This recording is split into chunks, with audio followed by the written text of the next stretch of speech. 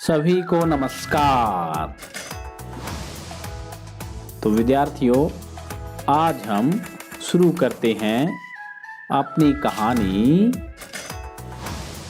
Tip टिपवा के प्रश्न उत्तर का प्रथम भाग। कक्षा तीसरी, विषय हिंदी। तो चलिए शुरू करते हैं। कौन किससे परेशान? इस कहानी में लगता है सभी परेशान थे।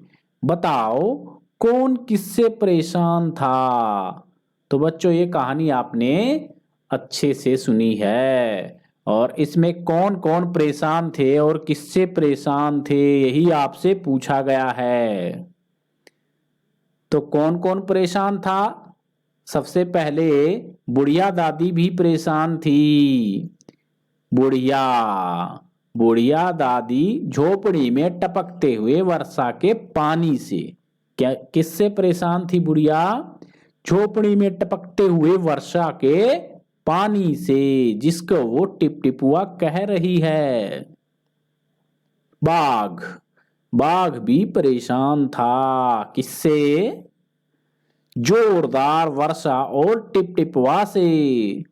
जोरदार वर्षा जो आ रही थी और फिर वो टिप टिपुआ के नाम से परेशान हो गया कि ये कौन है। धोबी धोबी गधे के गायब होने व न मिलने से। धोबी का गधा गायब था और वह दोबारा नहीं मिला था, इसलिए धोबी भी परेशान था। पंडित जी घर में भरे वर्षा के पानी को उलीचते उलीचते थकने से। तो पंडित जी भी वर्षा के पानी से परेशान थे। वो थके हुए थे पानी उलीचते उलीचते।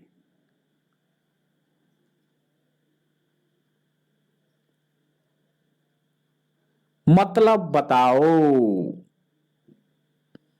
नीचे कहानी में से कुछ वाक्य दिए गए हैं, इन्हें अपने शब्दों में लिखो। टिप टिपुआ कौन सी बला है? तो बच्चों, आप इसे अपने शब्दों में लिख सकते हैं। जैसे, अरे कौन सी बला है ये टिप टिपुआ? कौन सी बला है टिप टिपुआ? पत्नी की बात धोबी को जंच गई। जंच गई मतलब उसको अच्छी लगी और उसकी समझ में आ गई। तो हम इसको बोल सकते हैं, धोबी को पत्नी की बात समझ आ गई।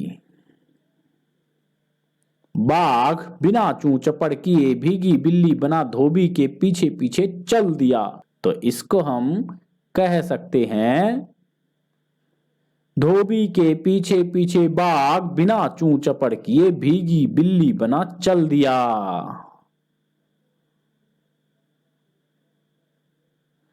जरा पोथी बांच कर बताइए वह कहां है?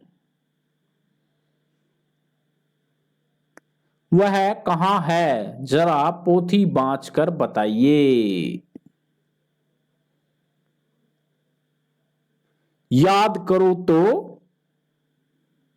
पोता दादी की गोद में कहानी सुनने के लिए मचल रहा था। तुम किन किन चीजों के लिए मचलते हो? मैं। तो बच्चों, आप किस किस चीज के लिए मचलते हैं, आपको वही यहां लिखना है। मैं भी दादी से कहानी सुनने के लिए मचलता हूं। मैं उनसे नए नए खिलौने लाकर देने के लिए, उनके साथ घर से बाहर जाने के लिए, उनकी गोद में चढ़ने के लिए, वह उनके साथ खेलने के लिए मचलता हूं।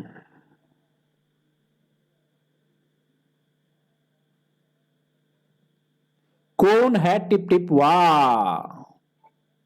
हाँ बचवा, न शेरवा के डर न बगवा के डर, डर तो बस टिप टिपवा का है। तुम्हारे घर की बोली में इस बात को कैसे कहेंगे? तो बच्चों सबकी बोली अलग अलग होती है। तो आपकी बोली कुछ और हो सकती है, कहीं और के विद्यार्थियों की बोली अलग हो सकती है।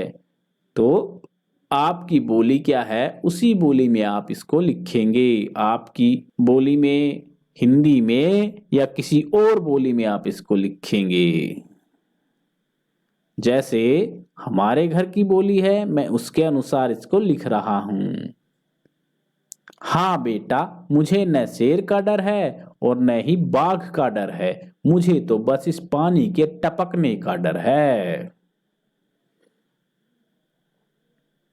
कहानी में टिपटिपुआ कौन था? तुम किस किस को टिपटिपुआ कहोगे? तो बच्चों आप सभी समझ चुके हैं। कहानी में टिपटिपुआ कौन था? जो बूंदें टपक रही थी, जो झोपड़ी के अंदर पानी टपक रहा था, वही टिपटिपुआ था। आप सब समझ गए हैं तो उसका उत्तर लिख सकते हैं। और किस चीज को आप टिपटिपुआ कह सकते हैं? इस कहानी में टिपटिपुआ झोपड़ी से टपकता हुआ वर्षा का पानी है। हम धोबी और उसके मोटे लट्ठे को टिपटिपुआ कहेंगे, क्योंकि धोबी और उसके मोटे लट्ठे को भी बाघ ने टिपटिपुआ समझ लिया था। इसलिए हम कह सकते हैं कि वह भी बाघ के लिए टिपटिपुआ ही था इस कहानी में। तो ये चीजें इस कहानी में टिपटिपुआ हो सकती हैं, लेकिन असल में टिपटिपुआ कौन था? टिपटिपुआ झोपड़ी से टपकता हुआ वर्षा का पानी था।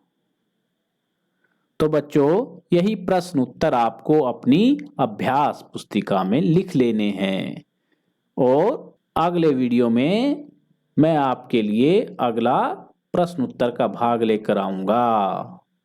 तब तक आप इनको याद कर लीजिए।